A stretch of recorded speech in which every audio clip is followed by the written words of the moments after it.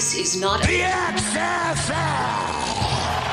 Hey everybody, this sneak preview of This Is Not the XFL show is brought to you by Pretty Easy Podcasts. If you've ever thought about doing a podcast but did not want to do all the technical stuff, you have a great idea, you have a passion, you want to do a show, you maybe don't have the time, you need someone to help you, go to prettyeasypodcast.com and get started today. Of course, the full episode of this show is on Patreon. Give to our Patreon on any tier of your choice and get all sorts of extra XFL content and, of course, a whole lot of football talk, all the football talk you can handle. Check it out.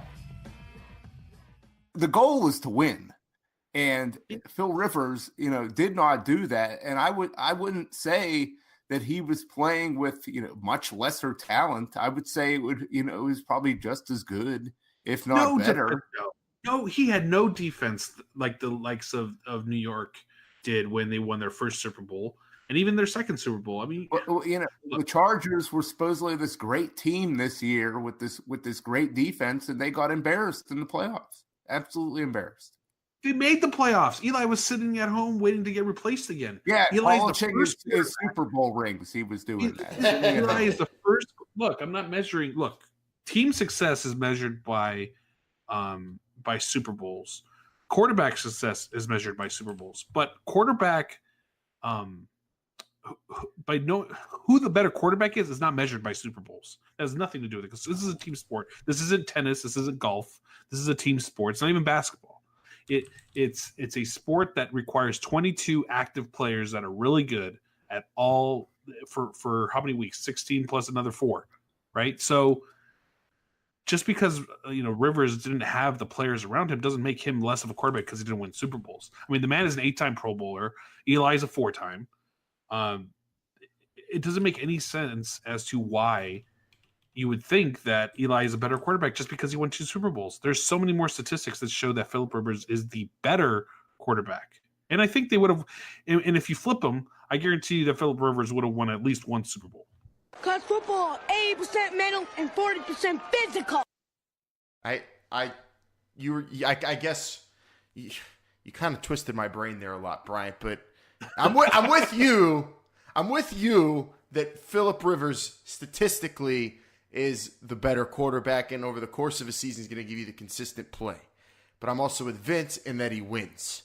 This is the ultimate comparison of a winner versus a guy who puts up numbers. And they came in the same draft class. They were traded for each other. It's one of the most fascinating player-by-player comparisons there ever will be.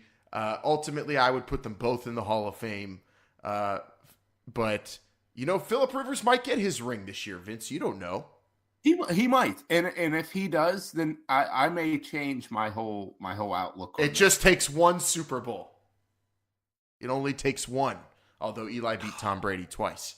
But as of now, I'd say the Giants won because they have the rings. But hold your horses. That's no question.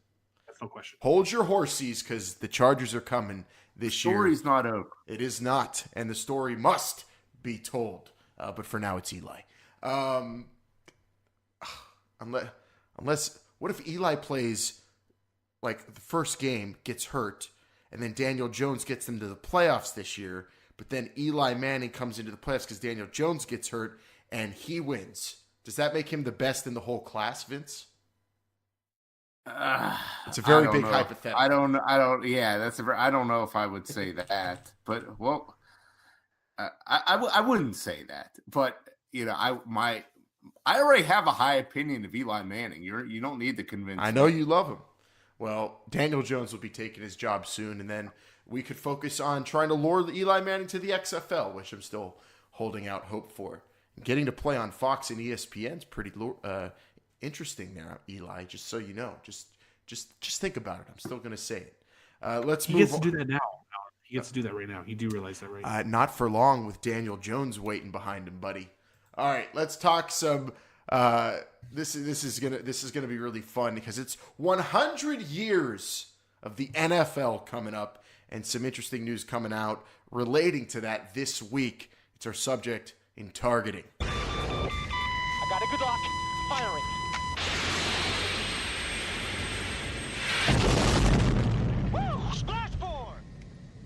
You want to start the NFL chant, Vince, while I lay this out for everybody? NFL. Sure. NFL. There you go. NFL.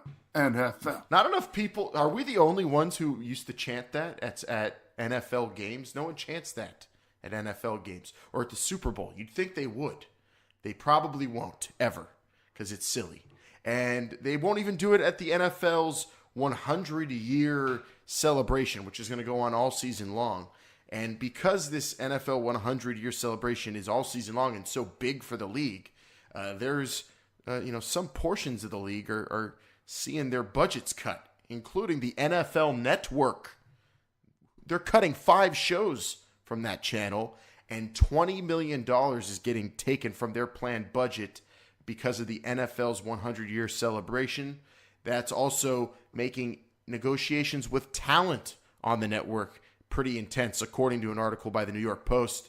And we have a quote here from an NFL Network spokesperson, Alex Reithmiller, who said, as part of an increased investment in programming and content for 2019, NFL Network will unveil several shows geared towards a celebration of the NFL's 100th season. I hope some of those shows are Steve Sable narrated.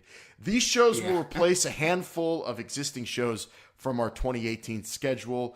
5 shows we know for sure are getting cut are Deion Sanders' 21 in Prime, Power Rankings, Pick'em Playbook, and Mic'd Up. And also, you might be seeing the end of the weekend edition of Good Morning Football. But the NFL Network getting rid of some shows, maybe even letting some talent go because they're putting so much effort into the NFL 100-year celebration. Thanks for listening to this preview of This Is Not the XFL Show. To get the full episode, please join our Patreon. You'll get this show each and every single week, plus all of our other bonus content. We have all the football you can handle right there on our Patreon page. This Is Not the XFL Show is a production of Pretty Easy Podcasts. Go to prettyeasypodcasts.com to get your own podcast started today.